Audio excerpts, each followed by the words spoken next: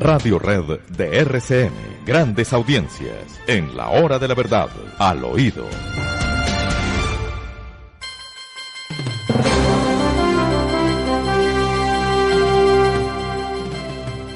Bueno, queridos amigos, aquí tenemos que recordar porque lamentablemente lamentablemente para muchos los computadores tienen buena memoria, de que este señor Ibáñez fue el que yo nombré viceministro del Interior y de Justicia, sin saber, por supuesto, que había dicho en una conferencia que yo era el primer corrupto de Colombia. Entonces, pues, no tuve más remedio que, pues sí, así como le estoy contando, y entonces desistí de ese nombramiento, y ahora Ibáñez es candidato a magistrado de la Corte Constitucional. Ternado por el Consejo de Estado, sí señor. Sí señor. Entonces tendré que pedirle a Ibáñez que si dijo eso, diga en qué soy corrupto, o en qué fui corrupto, o qué acto de corrupción cometí. Que lo diga, y le afronto el debate, y lo hacemos en el terreno en que él quiera, y tendrá tanto tiempo en la hora de la verdad como el que yo tenga. Él para decir que soy corrupto y yo para decir que él es un irresponsable verbal y que hizo una acusación inicua por la que tuvo que pedir disculpas. Me pidió disculpas públicamente, pero bueno, en fin, es Ibáñez. Entonces ya sabemos quién es el candidato a la Corte Constitucional. Uno de los tres candidatos que ya presenta el Consejo de Estado. No hay de dónde ahorcarse. Y los otros dos son izquierdistas reconocidos. La señora Ángel es una izquierdista de la Universidad de los Andes, ¿o no? ¿O me equivoco?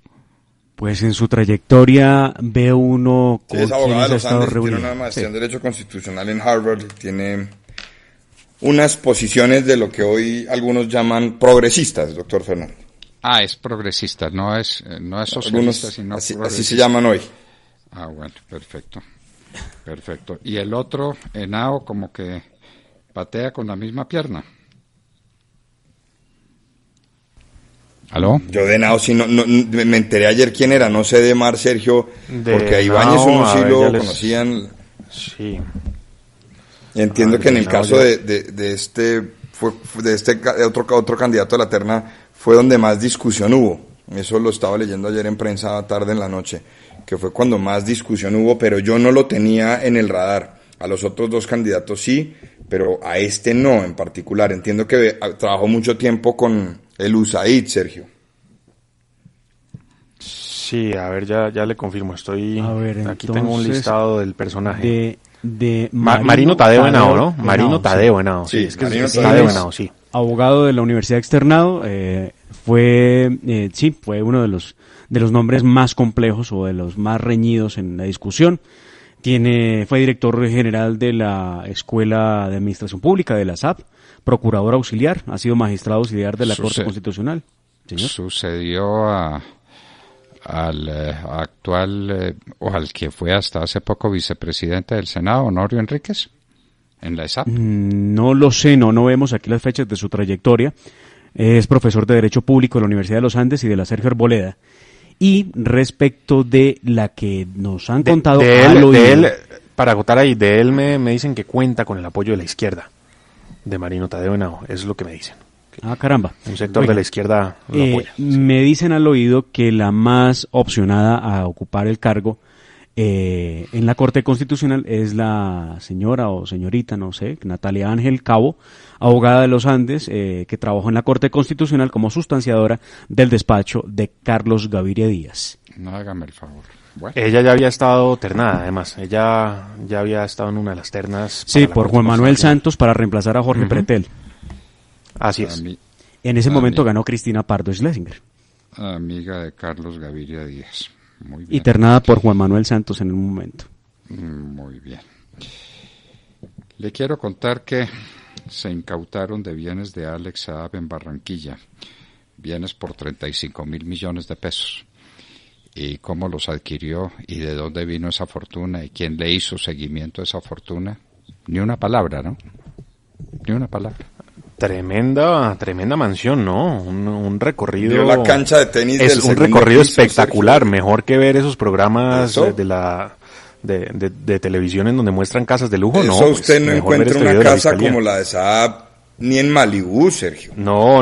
Es decir, cuando increíble. salió el video ayer de la incautación o la ocupación del bien, era impresionante esos espacios, una cancha de Sala tenis de en el segundo masajes, piso. un vestidor No, inmenso. la hacienda con sofá. Nápoles se quedó como una no, finquita de Nápoles no es pueblo, nada al Sergio. lado de eso. Sí, de acuerdo. Aquí para nuestros oyentes, ya en nuestras redes sociales, estará el video completo de la Fiscalía, de hombres del CTI que hacen esa inspección y visitan, no la casa, la mansión de Alex Saab. Bueno, pero les tengo un tema que me tiene muy preocupado, doctor Fernando, con su veña. A ver, adelante. Muy preocupado. Nosotros aquí en La Hora de la Verdad, pero también otros medios de comunicación, en ocasiones hemos consultado los informes que publica el Observatorio Fiscal de la Universidad Javeriana, que además todos son públicos e incluso enviaron un informe con todo lo que han investigado sobre la pandemia y el gasto del gobierno, las medidas que ha tomado el gobierno y demás, y eso ha sido radicado formalmente a la Corte Constitucional y demás. Pues pone Luis Carlos Reyes de ese observatorio lo siguiente, dice: amigos abogados, les agradecería sus comentarios. Me parece inusual que desde la Presidencia de la República se le envíe un derecho de petición a un ciudadano, entidad privada, preguntando si ha denunciado formalmente comportamientos irregulares del gobierno. Pues resulta, doctor Fernando, que el Observatorio Fiscal de la Javeriana recibió en la Javeriana este derecho de petición que proviene de la Secretaría de Transparencia sobre un reportaje que publicó Las Dos Orillas sobre una investigación del gasto público que hizo ese observatorio. Mire lo que le dicen. Le dicen muy respetuosamente, después de haber citado todo lo que corresponde al derecho de petición, solicita informar a esta dependencia, primero, si los resultados del aparente desfase, porque lo que dice el observatorio es que el presidente Duque anunció destinar 117 billones de pesos, pero que en todo lo que ellos revisaron encontraron 5,8. Entonces le dicen, si los resultados del aparente desfase fueron puestos en conocimiento de las entidades de control e investigación, y dos, de ser afirmativa la respuesta, solicito respetuosamente copia de los respectivos traslados. El Observatorio Fiscal de la Javeriana, doctor Fernando, es un ejercicio académico muy riguroso, que siempre envía sus documentos. ¿Qué es esto? Yo me pregunto, Sergio, Edmar, doctor Fernando, ¿qué es esto? ¿O cuándo nos va a llegar a nosotros el derecho de petición? Porque dijimos hace 4 meses que el crecimiento económico iba a ser negativo en 7 puntos, y en su momento el gobierno decía que era -5, que les teníamos que enviar todos los datos. Bastante inquisidora esa carta. El hallazgo que usted comenta del Observatorio Fiscal habla de los cálculos que hay de 3.6 billones de pesos que fueron transferidos por el Ministerio de Hacienda a distintas entidades, y de los cuales solamente 1.7 billones de pesos tienen descripciones específicas que sugieren a dónde están destinados esos recursos, mientras que la suma de 1.9 billones de pesos son rubros que están sin especificar o tienen descriptores vagos como necesidades presentadas, entre comillas, fortalecimiento, pero no dice específicamente para dónde va. Y pues creo, doctor Fernando, Santiago, Sergio, pues es un ejercicio ciudadano que nos corresponde, es nuestro derecho fundamental presentar peticiones respetuosas ante las autoridades. Pero además, permítame, le voy a leer el primer párrafo de Mar para que nuestros oyentes entiendan de dónde se desprende esto. Recuerde así, párrafo de qué va a leer. Del derecho de petición que recibe Luis Carlos Reyes, el director del Observatorio Fiscal de la Javeriana. Dice: ¿lo recibe de quién? ¿Quién le manda la petición? Víctor Jaime Soler Moreno, coordinador del Grupo de Revisión y Análisis de Peticiones, Denuncias y Redamos, dice aquí, Redamos de Corrupción, Secretaría de Transparencia de la Presidencia de la República. Y dice: la Secretaría de Transparencia de la Presidencia de la República recibió por correo electrónico una publicación de lasdosorillas.com sobre un estudio realizado por el Observatorio Fiscal de la Javeriana, en el que aparentemente el Gobierno Nacional anunció la destinación de hasta 117 billones de pesos para atender la emergencia esperada por el COVID-19, pero que solo se ha podido comprobar de manera abierta el gasto de 5.8 billones de pesos, y luego le hacen la solicitud que yo les comento con ustedes. Lo que me llamó la atención, doctor Fernando, es que ese documento, y que a partir del cual hace el reportaje de Las Dos Orillas, está radicado en la Corte Constitucional, en el marco de todas las revisiones que vienen haciendo de la declaratoria de emergencia. Pero es que lo que me preocupa, a mí sí me preocupa, doctor Fernando, es que ya el gobierno esté en estos asuntos, que cualquier cosa que uno publica formalmente y sobre todo en una universidad, entonces ya derecho de petición y venga y responda qué fue lo que usted hizo con eso, qué opinan de este asunto. A mí me parece gravísimo, no sé a ustedes. ¿Quién es el titular del derecho de petición? De presentarle peticiones a las autoridades o en ciertos casos a las personas que tengan un poder económico. Sí, porque esto es al revés, ¿no? Esto es los pájaros tirándole a las escopetas. Entonces, el gobierno presentando un derecho de petición a una entidad privada sin ánimo de lucro, además, la Universidad Javeriana, no, pero perdóneme. Y se ve muy inquisidor, además, como cuestionando, ¿no? Cuestionando si eso ya Toda persona tiene derecho a presentar peticiones respetuosas a las autoridades por motivos de interés general o particular y a obtener pronta resolución. El legislador podrá reglamentar su ejercicio ante organizaciones privadas para garantizar los derechos fundamentales. Toda persona.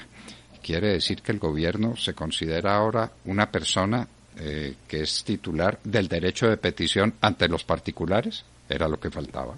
Pero además, cuando ese derecho de petición va de un particular a una entidad o a un privado, va en la medida en que él está en un estado de subordinación o un estado de una jerarquía que lo indica por debajo de esa persona. Claro, y por eso es el derecho de petición, porque no le contesta de manera sencilla o natural y lo tiene que hacer a través de un derecho fundamental.